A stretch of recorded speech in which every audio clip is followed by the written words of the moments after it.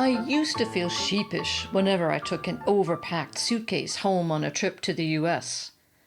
But when I thought about it more closely, I realized there was a very good reason for doing this. Welcome to Expat Chatter. This is Brenda Arnold. You might think a person who left their home country to live abroad would have figured out the luggage thing after a few decades of traveling to and fro. In this case, you'd be wrong.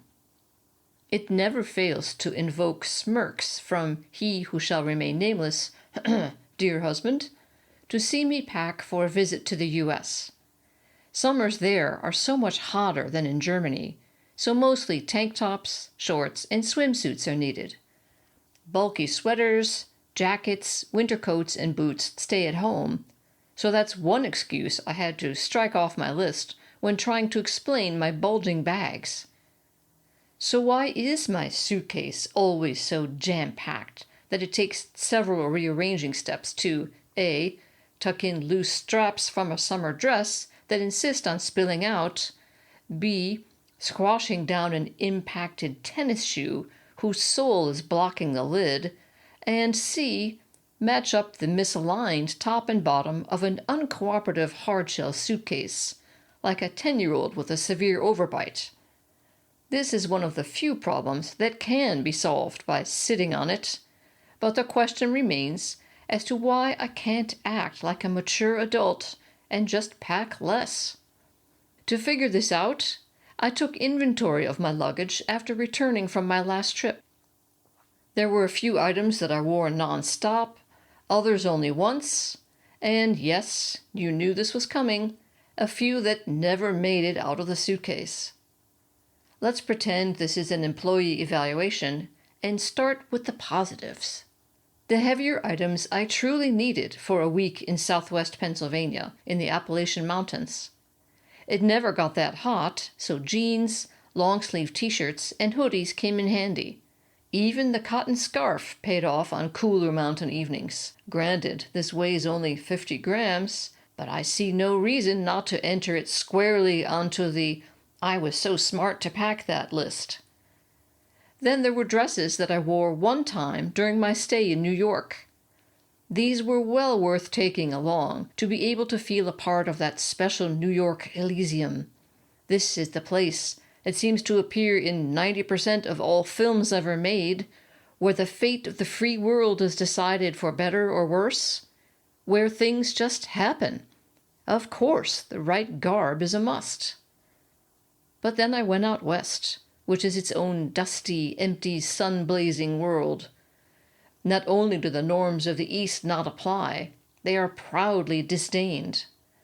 When I went to put on a dress for a party, my friend looked at me aghast.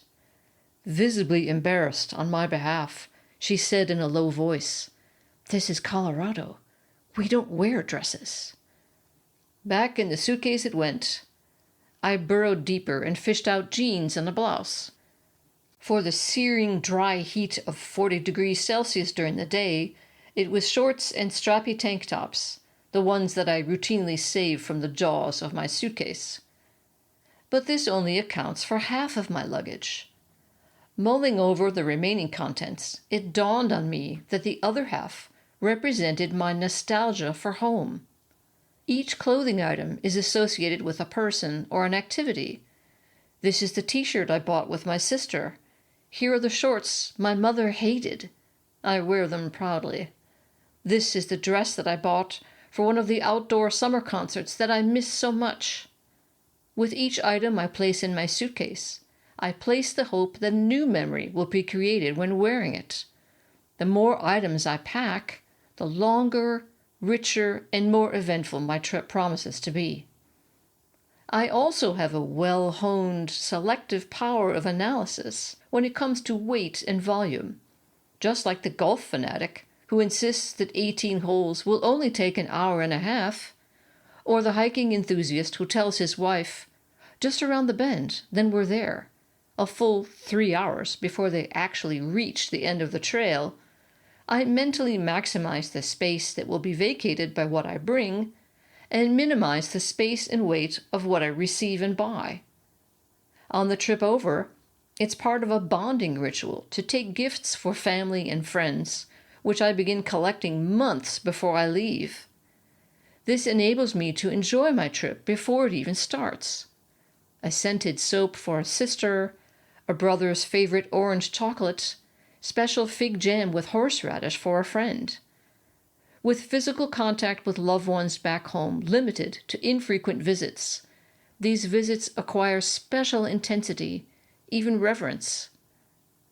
I will continue to overpack my suitcase.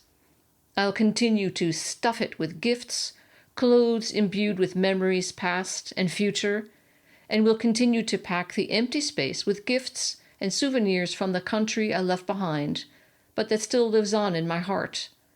It's a ritual act of renewal that nourishes my soul. If that means I need an hour to close my suitcase, it's a small price to pay. Thanks for listening, and see you next time.